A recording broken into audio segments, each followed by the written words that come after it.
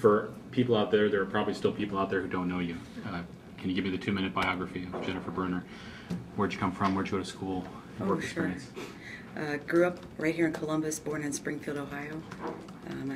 My parents grew up in South Charleston, which is in Clark County, about a little bit south of Springfield, and that town's very small. 2 stoplights. They still go to the post office to get their mail. So spent a lot of time as a kid on one of my grandparents' farms. A lot of time here in the city, but went to Columbus Public Schools, Miami University, and married at 21. It'll be 32 years I've been married to my husband Rick, so you can add that up for the age. And my kids are 29, 26, and 23. One's married. I don't have any grandkids, so I compensate for it with 3 dogs and 2 cats and babysitting my daughter's cat, so 4 sweepers, it works. My undergraduate degree is in sociology with emphasis in gerontology, and served as legislative aide in the Ohio Senate and legislative counsel to Secretary of State Sherrod Brown in the 80s. Started a law practice in the corner of my bedroom when my kids were 7, 4, and 2, and that grew into about 32 people at one point. My husband left, came into the firm, he now runs it, and ran for judge in 2000, elected, beating a governor's appointee, re-elected in 2002, resigned from the bench in 2005 to run for Secretary of State, won that with a 15-point margin in a 4-way race, and we won in 52 of the 88 counties, beat my Republican opponent, whose last name is Hartman, kind of like Portman, in Hamilton County, and have really enjoyed serving as Secretary of State. Your undergraduate degrees, what did you want to do with that? Why did you focus on those 2 areas? I started out as an English major, but when I met Chaucer in Old English, we didn't get along too well. And so I was double majoring at the time in sociology and English when I decided to just drop the English when I met Chaucer. And I'm sure he's really good in my English, but the Old English was really hard.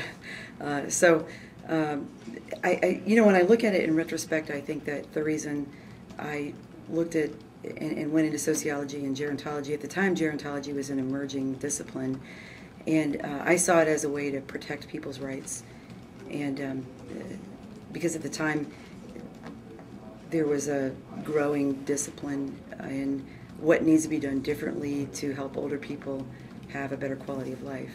So a lot of my focus in my research was on how to help older people stay in their homes, be independent, not have to go to a nursing home. And I was fortunate enough to have the field experience to work in a nursing home, work in a senior center, do outreach from a senior center in Preble County, and then finally to be a student caseworker in Cincinnati for Family Services in Mount Auburn with 3 regular clients of my own. And I tried to find something in that discipline when I when I graduated from college, but it was difficult because I wasn't focused either in public administration or social work, and so ended up working in the Ohio Senate and loved it and went from there. Why law school? What prompted you to go to law school? I started working on a master's degree in public administration, and when I had taken my GREs, which was the entrance exam to be able to go to get your master's, there was one section of the test that I thought was a lot of fun, and it was a lot like LSAT questions, and it was frustrating to try to go to school during the day or to work during the day, go to school at night, and meet with your professors. Ohio State wasn't as open to night students as they may be today, and so I changed tracks, decided I would try law school, loved it, and never looked back.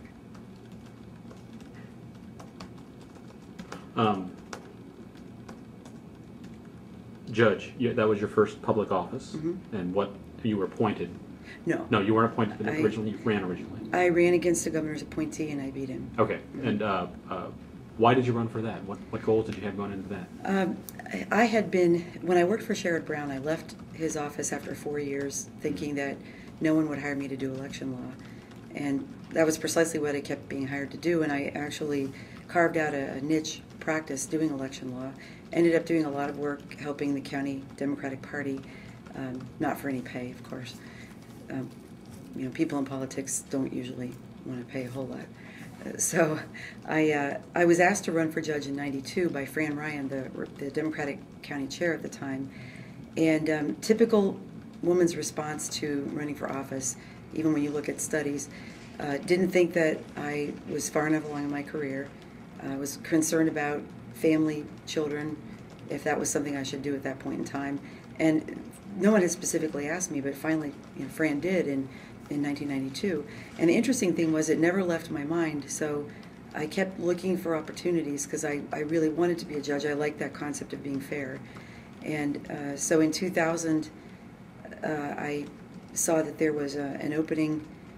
It was as close to an open seat as I could get to run for. And kind of back up a little bit, in 1998 I had represented Lee Fisher when he ran for governor. And I had great hope that he would win and that it would put us in a position that we could perhaps recapture the apportionment board, be stronger as a Democratic Party. And there was always the hope that I could be appointed as a judge, but when he lost, I thought, well, I'll be 65 before I ever could be appointed as a judge, so I might as well run. And so I ran in 2000, and I never thought I would run for office because the candidates who I had as clients were not exactly my favorite clients. And so I was surprised to find out how much I enjoyed campaigning because it was a chance to see people, talk to people in their own environment, learn so much from them, and I won. What did you do for Lee Fisher when you were representing him? I was his counsel throughout the campaign, so it was a good 2 years I worked with him. And what, I mean, from So a general there- person on the street, what did you do? Advised him on campaign finance, and then represented him before the Ohio Elections Commission in court. You may recall there was the situation where the Taft's campaign was found to have made false statements about commercials they ran about Lee Fisher. That was me. Ah. Is it weird to be facing him now? I mean, No. do you like him as a person? I used to. You don't anymore. I'm disappointed in the way that he's conducted his campaign. In a way, I think it's really unfortunate, and it's unfortunate for him. I'll come back to that. You shifted to Secretary of State's race. Why? What did you want to accomplish, and do you think you've accomplished what you set out to do? It was very disheartening to see what was happening in 2004 with the way that Ken Blackwell had politicized the office. He was taking a stand on State Issue 1. In fact, at one point, there was a link to the committee that was promoting State Issue 1 on the state website. And he was called out on that, and it went away. Then he was really blowing up bigger than what it was, his role as one of the co-chairs of the Bush campaign re-election committee in Ohio, because any Republican state office holder could call themselves a co-chair.